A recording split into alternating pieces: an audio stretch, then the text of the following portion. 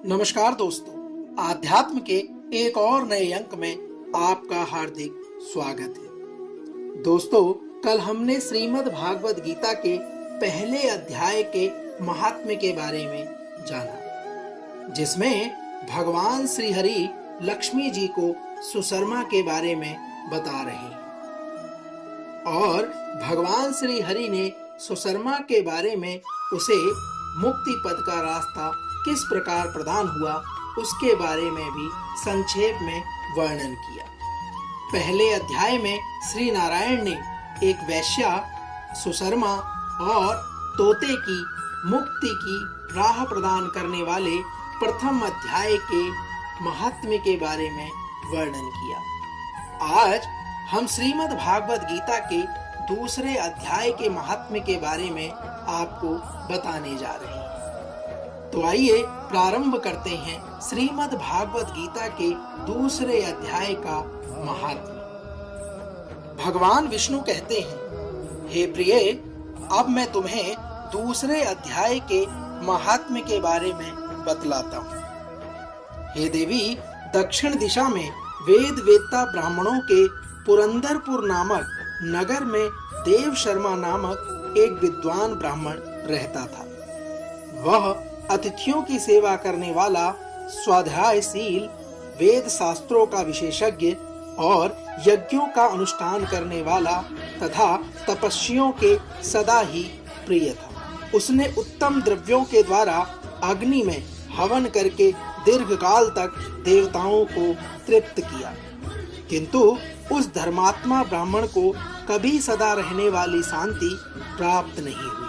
वे परम कल्याणमय तत्व का ज्ञान प्राप्त करने की इच्छा से प्रतिदिन प्रचुर सामग्रियों के द्वारा सत्य संकल्प वाले तपस्वियों की सेवा करने लगा। हे देवी, एक दिन इस प्रकार शुभ आचरण करते हुए उसके समक्ष एक त्यागी संत प्रकट हुए। वे पूर्ण अनुभवी शांत चित्त थे। वे निरंतर परमात्मा के चिंतन में संलग्न होकर सदा आनंद विभोर रहते थे।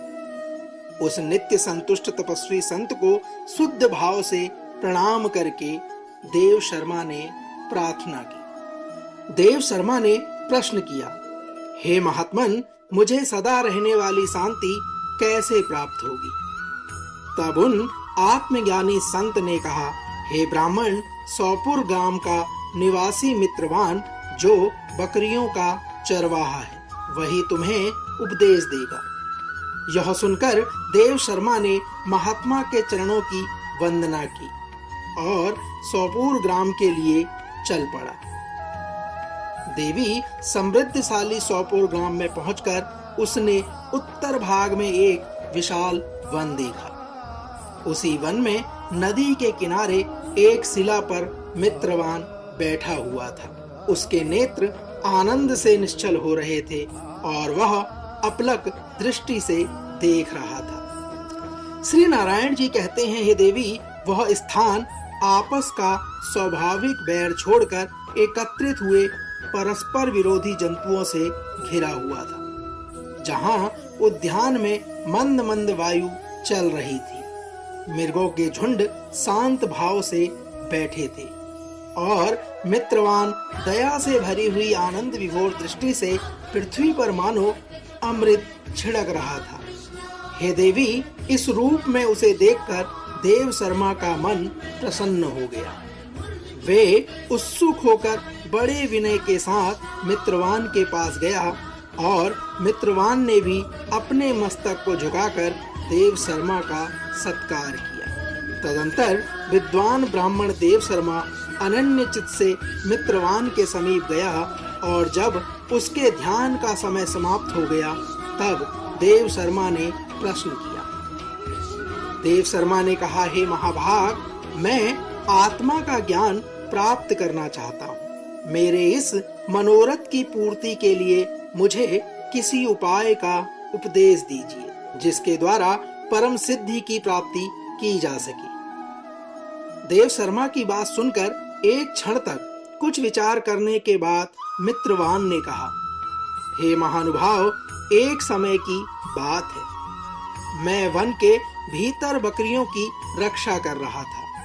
इतने में ही एक भयंकर बाघ पर मेरी दृष्टि पड़ी, जो मानो सबको खा लेना चाहता था।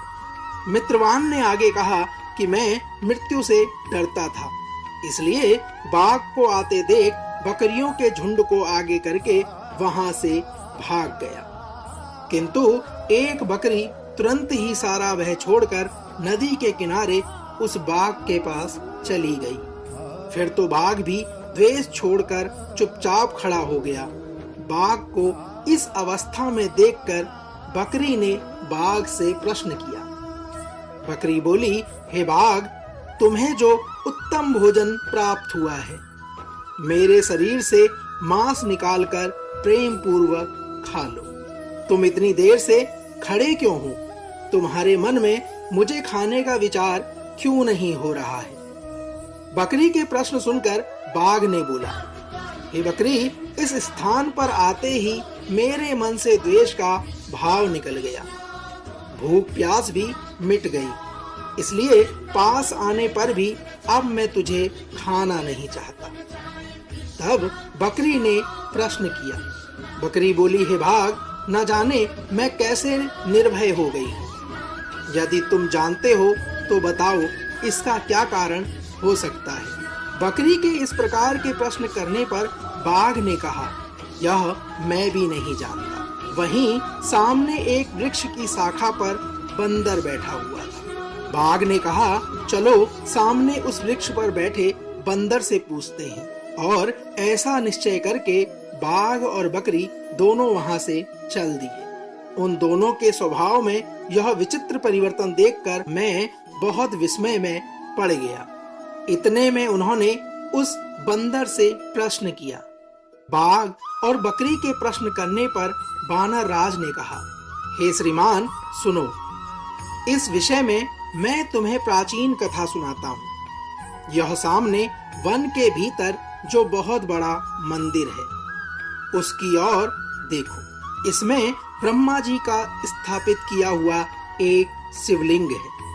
बंदर ने कहा, पूर्व काल में यहाँ सुकर्मा नामक एक बुद्धिमान ब्राह्मण रहा करते थे, जो तपस्या में संलग्न होकर इस मंदिर में उपासना करते थे।